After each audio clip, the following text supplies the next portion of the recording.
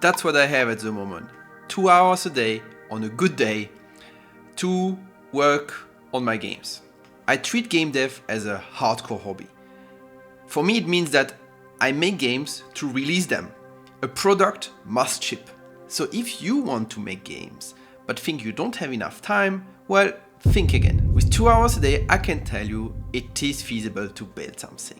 And of course the trick is focus, plus a few other things, but overall 2 hours, like, you have to lock in really to get things done. If you don't manage to make games with just 2 hours a day, it's a skill issue. Not in a bad way, it is skills and knowledge that you have to collect in order to move forward. Because you see, as a game dev, especially solo game devs, you have to wear too many hats. Like, you have to do the art, the music, the coding, the level design, and so on. You know the drill. You have to do too much. And each of those things are normally specialties. And people spend years learning those individual skills, and you want all of those skills at once and then build a game. So we'll have, of course, to focus on what you are actually spending your time on learning. And most importantly, you need to learn just the right amount to move yourself forward. Otherwise, you can get stuck into the tutorial hell, or in a loop of endlessly learning without actually taking action and building your game. And of course, learning is super fun, especially in game dev. There's so many fancy things to try out and learn and experiment on. It is fun and time consuming. You might need, 4 hours to learn a certain subject, but afterwards, to implement it in a game, it takes only 30 minutes. And then the second time you do it, it takes 25 minutes. And then the third time you do it, it takes 20 minutes. And so on.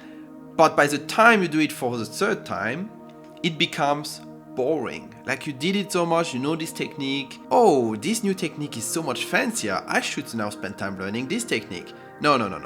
This is the mistake. You go back to learning when you actually have a good technique that you can use and apply it on your games and ship it.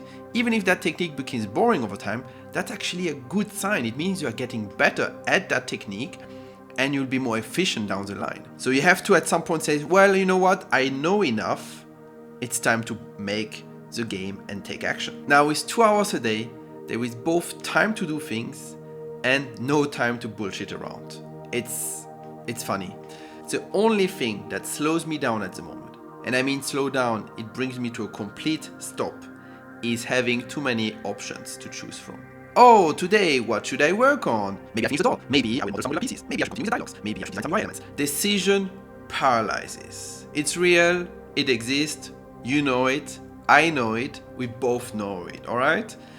When you just have 2 hours left, plus you see yourself thinking about what to work on, plus you start thinking how you are wasting your time thinking that you are thinking on what to work on, instead of just working on that one item that you know that is important. But now you have doubts because you thought so much about what to work on next that you check the time. There's only 1 hour and 30 minutes left and you don't know if you're going to finish this feature, and it is a disaster and you did nothing today.